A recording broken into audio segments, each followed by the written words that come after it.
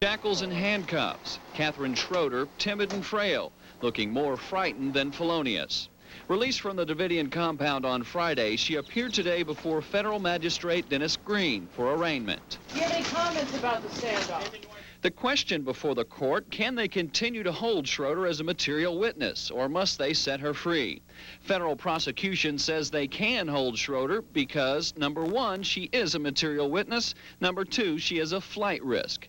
But defense attorney Scott Peterson says Schroeder's not going anywhere. She has a message to get out. If she is released tomorrow, she would like to send that message back to her friends at her home to let them know that when you go through the system that it works and you get out when you don't do anything wrong, and surely she would want to come public on that so that the message could be sent back. But the message defense is concerned with now is a message that might go back to the compound tomorrow if Catherine Schroeder is not released. That's the $64 million question. That's going to send a negative message. There's no doubt about that. Green says he will consider the argument and make a ruling sometime tomorrow afternoon. The complaint against Schroeder remains sealed.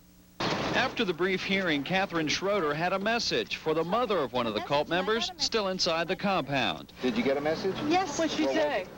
That she's well and healthy. I mean, not healthy, but she's well, and she wanted Kathy to get that message to me. So I was very happy.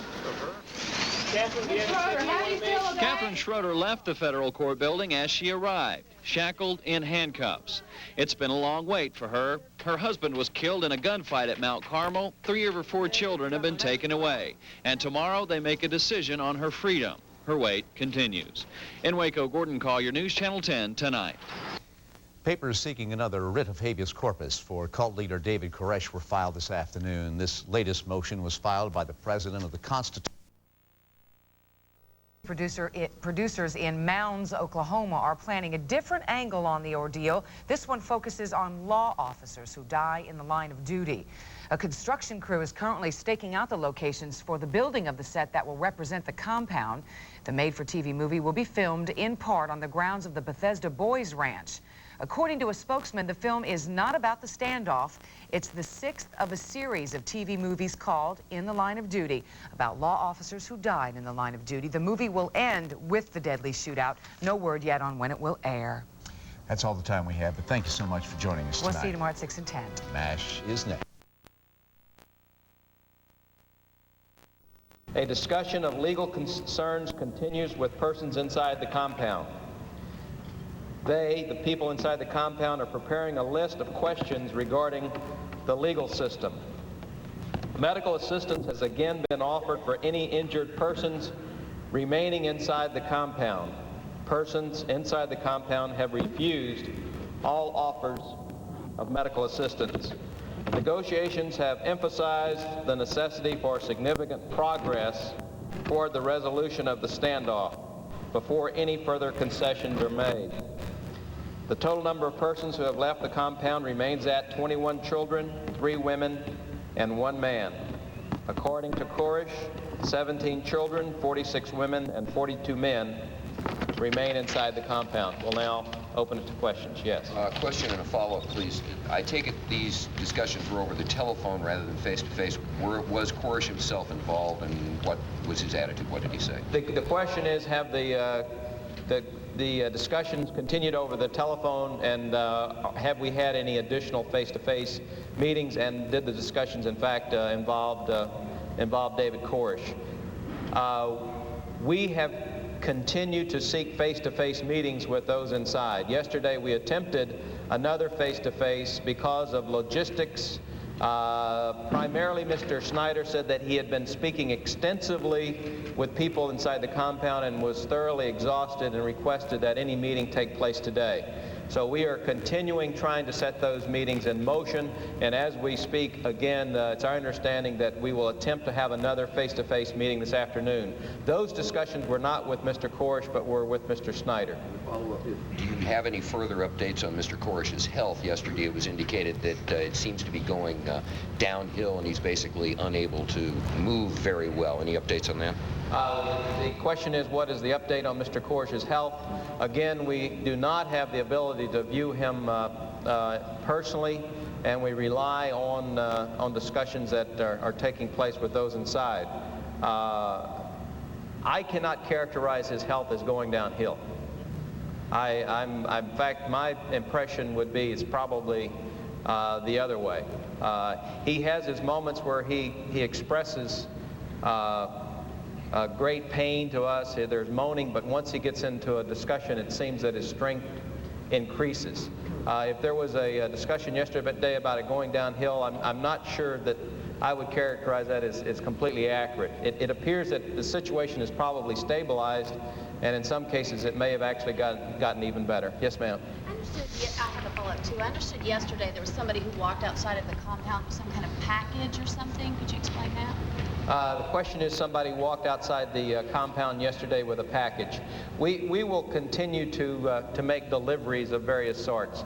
As I've indicated, we made deliveries of various audio cassettes that were messages from concerned members of the family. They indicated that they had trouble playing some of these, so we also gave additional ability for them to play any cassettes that were delivered. Yes, ma'am. Yesterday, Mr. Swenson said that nothing had been exchanged at the meeting. So you're saying now that cassettes were given to the SEC members. Anything else? The question is, nothing was exchanged during the face-to-face meeting, and was anything exchanged other than that, I believe is what you're saying. Nothing was exchanged at the meeting, but what we did was a follow-up meeting where these individual items, in fact, were delivered. When did the follow-up meeting?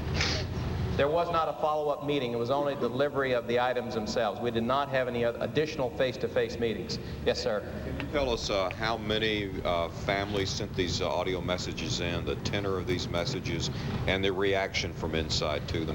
The question is, what was the tenor of the messages that were there, the numbers, and I cannot tell you definitely there. We have had many, many messages that have come forward. We have tried to individually speak to those inside the compound regarding the content of those messages.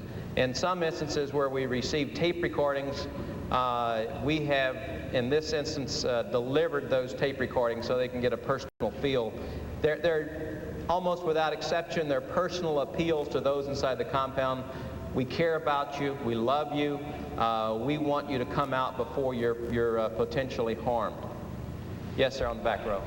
You mentioned that they're drafting a list of legal questions. I have two questions. Number one, what do you plan to do with those questions? And number two, what are you planning to do with those questions? Okay, the question is, a list is being prepared of legal questions. What do we intend to do with those questions? What we are trying to do, we're working with the United States Attorney's Office, and we're also trying to explain the legal system that we have here in this country. We have people from various countries who are there who do not necessarily understand our legal system. There's also concern about what we are going to do with those people, what types of charges potentially could be filed, how long they would be detained, what will be the status of their property out there. The other day I made a statement to the effect that we had completely contained the compound, and in fact I made the statement that we now own the compound. That caused them great concern. Their interpretation was that we meant that the U.S. government now owns that property. I probably misspoke when I said that. That was not my intent. My intent was to say that we are not allowing anyone inside that compound, we're not allowing anyone outside that compound unless we agree to that we had completely sealed that compound. The other issues are more just technical in nature. They want to know what specific charges were filed against Mr. Koresh. They want to know what was the nature of the search warrant that existed on the compound, and they're very concerned about the nature of due process and their rights. Follow up? Might private attorneys be able to counsel them in a much better way than officials from the FBI or the U.S. Attorney's Office? The question is, might private attorneys be able to counsel them better than the FBI or representatives of the United States Attorney's Office? Obviously, as soon as they leave, they are granted access. Everyone that has left has had immediate access to counsel. The nature of their questions are strictly technical matters that we can handle very appropriately, and also with the assistance of the United States Attorney's Office. Yes? A lot of us today are hoping Kathy Schroeder will come out and make some sort of statement. If that is the case, will that work into your hands, into your favor, or not, for her to give a positive message to the people inside the compound? The question is, if Kathy Schroeder makes a positive statement, will that work into our hands, and will it have a positive nature on those inside the compound? She has made statements. As soon as she was released, we made a tape of her leaving the compound and her being reunited with her son. That tape has been provided to those inside the compound. Again, if she does give a follow-up statement, we don't care one way or the other. That is up to her. Some of the statements that she's made, there's consideration that we may in fact play it for those inside the compound. We have a speaker system that I'm sure that you've seen out there, that we have the capability of playing those types of statements, and that's a matter that's under consideration. Yes, on the end. Yes, sir. Right. You've been talking to Koresh about media access, using that as sort of bait to tempt him out. How much can he realistically expect should he surrender? The question is, we've discussed media access for Koresh, and how much realistically can he have in view of the circumstances that he faces. We are very open to how this matter will be ended, and that has been expressed to him. If in fact we agree to a surrender plan, we may be amenable to a similar situation that he did before, preparation of a tape that would be broadcast. We now insist that any action that we take will be in response to a positive action that he takes. We will no longer allow him direct access to the media unless we are in fact assured that he is in fact come out of the compound. But once he comes out, the terms of surrender are completely open as to access that he may have. Yes, right here. You talked about medical assistance being offered. What form is that being offered? They come out and get it, or are you offering to send in physicians or whatever? The question is, what is the nature of the medical assistance being offered? We do not want to get in a hostage situation. We do not have that as we believe it exists today. Our concern is that if innocent civilians were allowed access into that compound, we cannot guarantee their safety at this point. We don't have the control inside. We only have the inner perimeter to control that. What we have offered to them is that if they will come outside, at least to the Double E Road, we would have medical personnel there. If people wanted treatment or at least an examination, the medical personnel would see those people there, conduct an examination, and provide them medical assistance there. But in most cases, based on what we've been told by those inside, their injuries require hospitalization. So we're saying, let's come out. Let's immediately get those things treated. Do you have a follow-up? Yes, sir. So the treatment is just hypothetically on at the ranch road there. Let them out and get treated. Is the offer they can be treated, be examined, and then return to the compound? The question is, can they be treated and be allowed to return to the compound? We have said that if you show us a sign of goodwill, and that is by allowing children or other adults to come out, we will allow those who need medical treatment to return back inside the compound if they so wish. Yes, ma'am. I have two questions. The first question deals with the audio cassettes delivered to the compound members. Are agents at all listening to those messages before they are sent in and determining which ones will be allowed in? The question is, of the audio tapes being delivered to the compound, are agents listening to those tapes? Obviously, we would. We do not want a message coming in, okay, it's time for everybody to commit suicide. It's now the time to start firing on the federal agents and make sure Armageddon arrives. We obviously would be concerned with those messages that we think will be most helpful in trying to get the situation resolved. It's not that we're playing a game here, but we have human life at stake, and we're trying to downplay the situation as much as we can. We're not looking for inflammatory statements to go in there.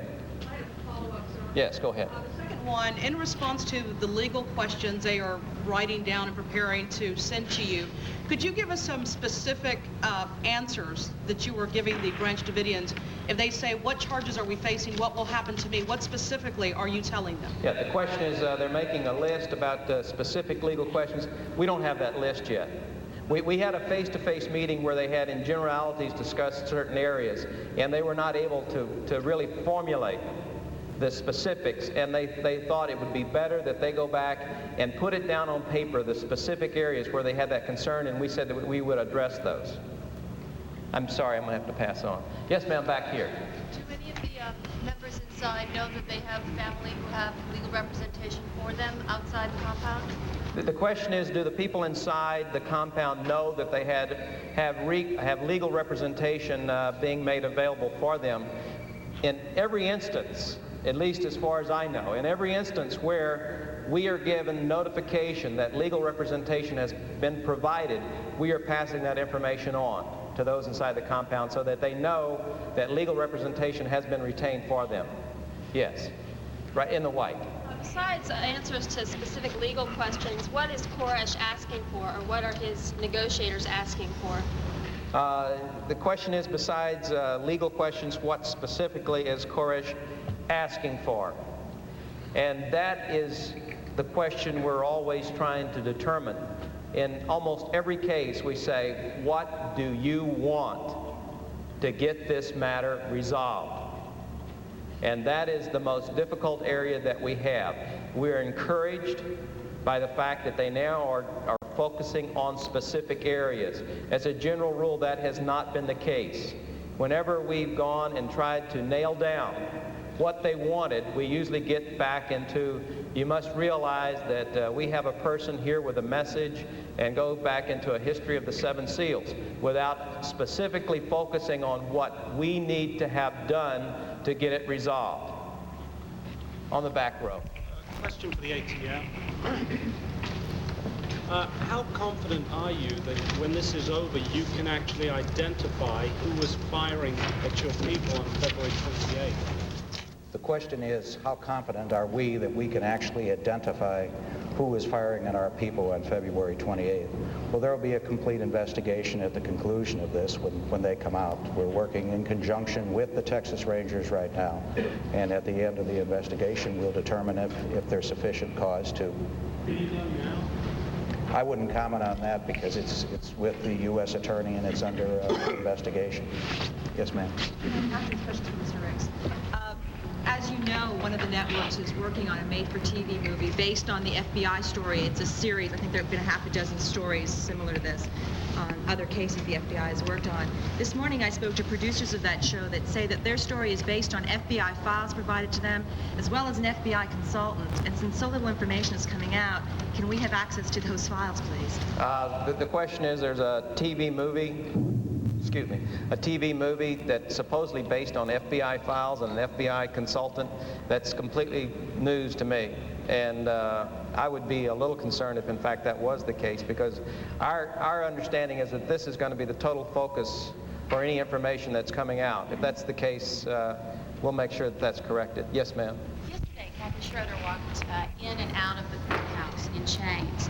What kind of message did that send to the compound, and did actually Koresh even see that with his electricity being cut off? The question is, what type of message does it send if Kathy Schroeder is shackled in her route to the courthouse, and did Koresh see it? Obviously, he did not see it because the message, because the TV is off, but he now does know about it as a result of your question. Now, I'm not trying to put that down, but we have said we're not trying to show extraordinary force on these people, but we're asking that nobody be treated any differently than they would normally.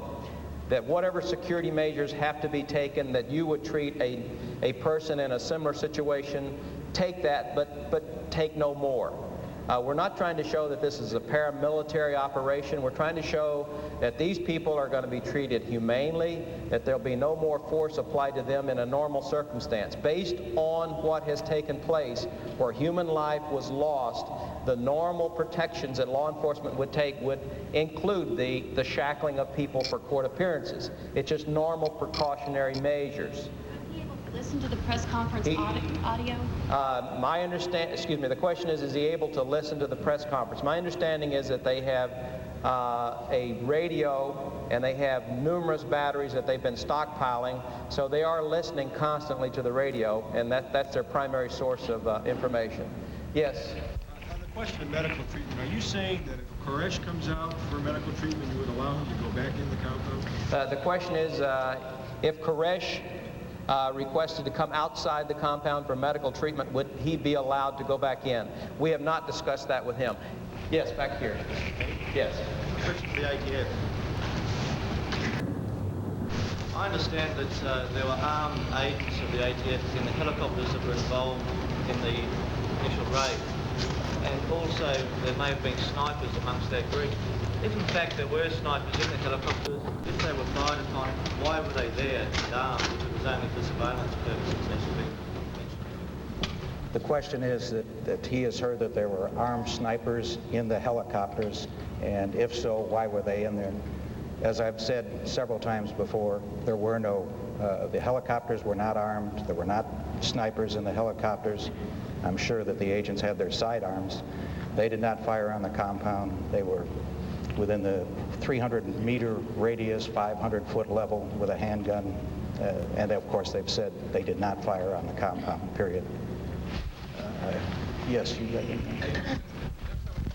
You're so interested in the different legal questions that you're now able to pass on to them. Would you allow their court-appointed attorneys or the attorneys that have been established for them to pass messages through you, take messages for them? The question is, will we allow court-appointed attorneys to pass on messages to those inside the compound? We are not getting involved in that situation as of yet. As you know, they are not in custody. Some people have made statements to the effect they are in custody. I've never, in my history in the FBI, have I deemed a person to be in custody when he has an AK-47 pointed at my head. They are not in custody. We do not have complete control over those people. So they are not, at this point, entitled to counsel. What we are doing is advising them that they do have counsel retained that will be immediately afforded to them once they leave the compound. Yes, right here. You said that you were encouraged that negotiations were getting down to specifics. Could you outline some of the specifics that are being negotiated right now? The question is that we're now getting down to specifics. Could we outline those? Where we are getting in specifics is, again, Mr. Snyder is talking about that he believes there may be a substantial number of people. He puts that number at 20 to 30 people who, if they were satisfied with the treatment that Kathy Snyder received or the treatment that Gierfus received, that they might be in fact interested in coming out. The specifics are, how will these people be treated? Where will they be housed? Who will be filing charges? Will it be the state? Will it be the federal government? Will there perhaps be a change of venue because of the publicity associated with this? Will there be forfeiture proceedings against the compound? Those who are not charged, will they in fact have a home to return to after this is all over? This is a concern for some of those inside there. Yes, right here. Question for the ATF. Could you clear up what happened when you originally went to the compound? There was one report that the agents got as far as the door, knocked on the door, and that Mr. Koresh actually opened the door before the shooting started. And could you also tell us, have you asked Mr. Koresh who called him to tip him off that the raid was coming and what he said? There's a twofold question. When we arrived at the scene, they've heard reports that we went up and knocked at the door. And secondly, have we asked Mr. Koresh who tipped him off? When the agents arrived at the scene, as I've mentioned before, there was a raid plan for the teams to go in different directions, but one agent got out, walked to the front door, and there was someone standing in the door. He said federal agents with a search warrant. The door was slammed shut, and fire was received from approximately 40 or 50 positions within the compound. We have not asked Mr. Koresh who tipped him off. So, yes. For the FBI, what consideration on the part of the FBI and what concern on the part of the Branch Davidians was there that if they came out for a face-to-face meeting that they would be arrested? And since they were not arrested in the first face-to-face meeting, what kind of rapport does that build for further face-to-face discussion? The question is, what concerns were there that they would be arrested? And the fact that they were not arrested, does that in fact build rapport for further meetings and for resolution? We gave our word that they would not be arrested. The sheriff from McClendon County went out. He did not carry a firearm. Our agent did not carry a firearm. We tried to present it in such a manner that we would not be threatening to them. We agreed to meet them halfway on their road to show goodwill on our part. They would come halfway, we would go halfway. We had people stationed close by in the Bradleys who were there, who were openly displayed to them to show that if action was necessary, we would take action to defend our people. But the whole tenor was to be non-threatening. And we believe it was based on the comments that they made following that, and during the course of that discussion, we believe it was very constructive and perhaps could lead to additional developments. Was there a long period of discussions, though, about whether they would be arrested or about their safety in these face-to-face meetings? The follow-up question is, was there a long discussion about their safety and the potential of arrest? That really did not go on that long. It appeared to be something that we had reached somewhat of a deadlock in the negotiation stage. I think both sides were looking for some way to get this back on track, and it seemed like they eagerly accepted that. I don't believe that they knew. So far, we believe that we've kept our word. They may quarrel with that on different issues that have developed, but they know that they have been exposed at different times, and we have not taken action. We've allowed them to leave the compound to bury a dog that remove dogs from the premises to bury one of the members there. So we've allowed them to move freely in and out at various times, so they did not feel threatened. Yes, on the end. What capability do you think they have to destroy the weapons used in the shootout? I'll let the ATF answer. No capability to destroy the question. What capability do they have to destroy the weapons? I'm sure that listening to this today, they'll think about the question. They can destroy weapons, of course, if they want. Yes. We've been told that ATF will be rotating agents this weekend, and that the agents coming in have been told to look for apartments, make long-term plans for an extended stay in Waco once the standoff ends. How long do you anticipate the investigation lasting once the standoff ends, and how sizable force will you need here when it's all over? The question is that he has heard that we're making accommodations for additional apartments and that there's a rotation, and how long do we believe we'll be here after the standoff ends. Yes, we have a normal rotation coming up this week. I believe it's Sunday.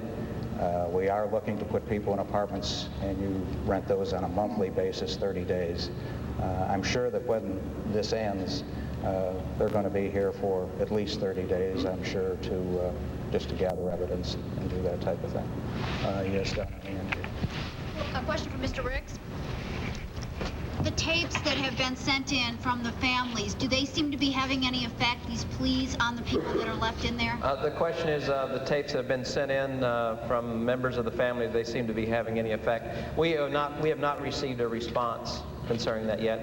Hopefully the meeting will be set up today, and that will be one of the matters that we will discuss.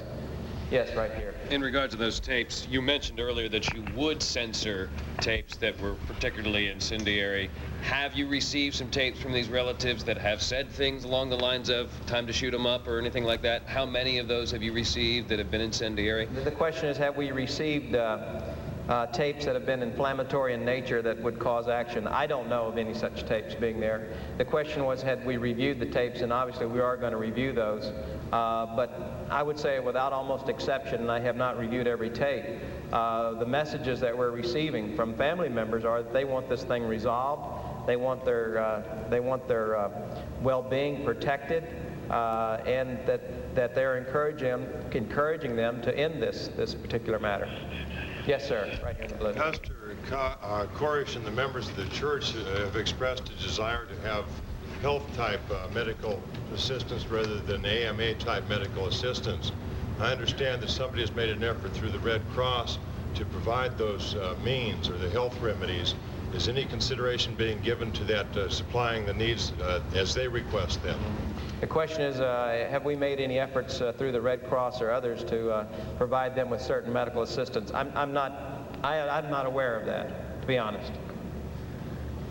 Over here on the back. Yeah, question and a follow-up. When was the last time negotiators actually spoke to Koresh?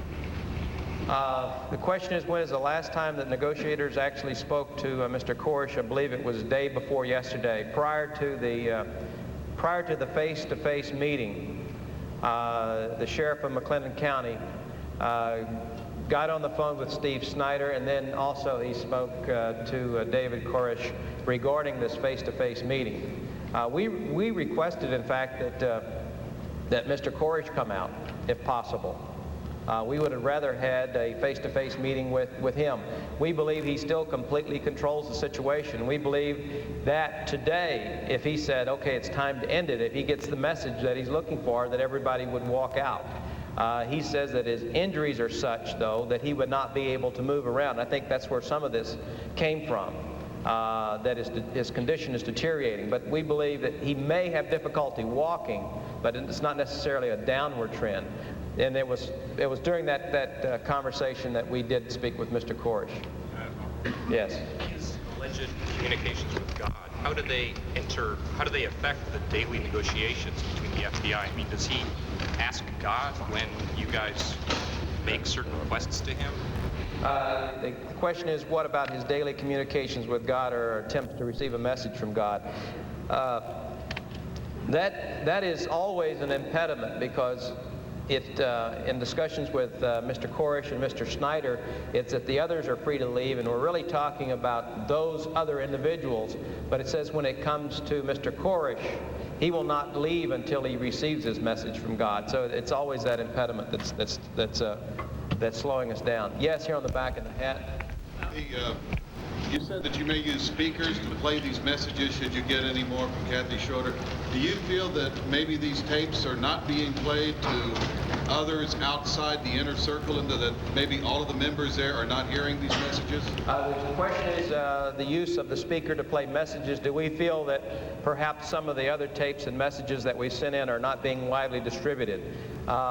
There is information that we receive from others who have left the compound, whether it's rightly or wrong.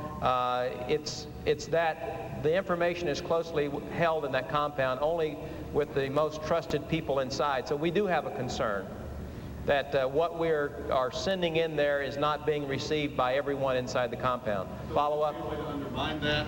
I'm not saying it's a way to undermine it. It's just that we want to be able to make sure that everybody inside that compound understands that we're still knocking on the door, asking them to come out, and we will give them assurances that they will be treated fairly and humanely.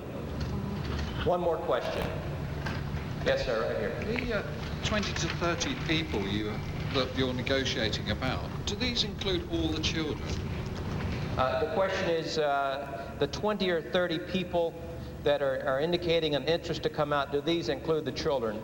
My impressions that I've been able to obtain based on the discussions, my impressions are that it does not include the children.